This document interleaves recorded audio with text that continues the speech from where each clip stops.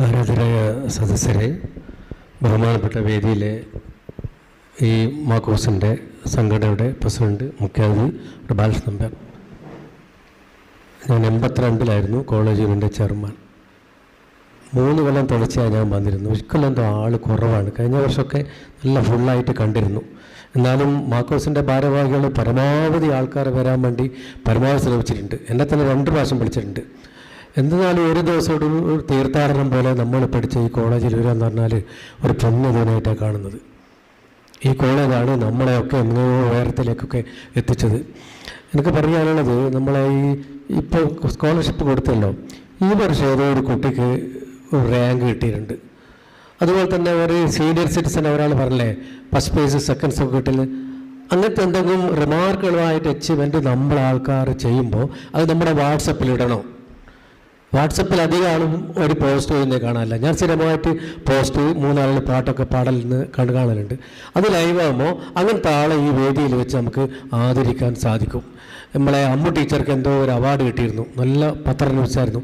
ഞാൻ ബാലകൃഷ്ണൻ നമ്പ്യാരെ വിളിച്ചിരുന്നു. പക്ഷേ അമ്മു ടീച്ചർക്ക് ലൈവ് കിട്ടാത്തത് കൊണ്ടാണ് വരേണ്ടായിപ്പോയി. അതൊക്കെ നമുക്കൊരു പ്രവർത്തനത്തിന് ബൂസ്റ്റായിരിക്കും.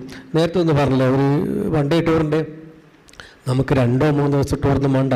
ഒരു രാവിലെ പുറപ്പെട്ട് വൈകിട്ട് തിരിച്ചെത്തുന്ന രീതിയിലുള്ള ഒരു പ്രോഗ്രാം ഇതിൻ്റെ ഭാരവാഹികൾ അങ്ങനെ ചാർട്ട് ചെയ്യുക. ചെറിയ പരിപാടി, അതൊരു എൻജോയ്മെൻ്റ് ആയിരിക്കും. അങ്ങനെ ഇത് ലൈവായി കൊണ്ടുപോകണം. ഈ പ്രായത്തിലും ഇത്രയും ആത്മാർത്ഥമായി ചെയ്തതിനെ പ്രത്യേകം അഭിനയിച്ചുകൊണ്ട് മറ്റൊരു കാര്യം പറയുന്നത്, നമ്മൾ തില്ലേരി ഗോവിന്ദ മാഷ് ഇതിൻ്റെ സംഘാടക സമിതിയിൽ വളരെ മുമ്പിട്ടേ ഉള്ളതാണ്. അദ്ദേഹത്തിൻ്റെ ഒരു പുസ്തകം ഉണ്ടായിരുന്നു, ദേശപ്പെരുമ. അന്ന് ആരായിരുന്നു പ്രസാദം ചെയ്ത്? ഗോവിന്ദ മാഷ് ഫസ്റ്റ് പ്രകാശനം ചെയ്ത് കൈതപ്പുറമായിരുന്നു. ഓർക്കാട്ടിലെ ഒരു സംഭവമായിരുന്നു അത്. 1-2 കോപ്പിയൊക്കെ ഞങ്ങൾ പബ്ലിഷ് ചെയ്തിരുന്നു. ഇപ്പം അതിൻ്റെ 2ാം പതിപ്പ് അധികം ഒന്നും ആളുകളില്ലാത്തതിൽ ഗോവിന്ദ മാഷ സുഹൃത്ത് ബന്ധത്തിലുള്ള ആൾക്കാരെ വെച്ചുകൊണ്ട് 28-ന് പ്രകാശനം ചെയ്യുന്നുണ്ട്. 28-ന് പ്രകാശനം ചെന്നാൽ ഇവിടെ കാലിക്കറ്റ് യൂണിവേഴ്സിറ്റീൻ്റെ മേയറായിരുന്ന നമ്മളെ കെ കുറുപ്പാണ്. ഞാൻ എൻ്റെ സംഘാടക സമിതിയിലെ ഒരു അംഗമായതുകൊണ്ടാണ് മാഷ് നേരത്തെ പറയുമെന്ന് വിചാരിച്ചാണ്.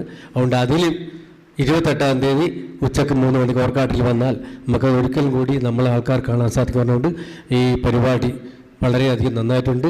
ഓരോന്ന് ബാലകൃഷ്ണൻ നമ്പ്യാർ എനിക്ക് 2-3 കരോക്കെ അയച്ചു തന്നിട്ടുണ്ട്.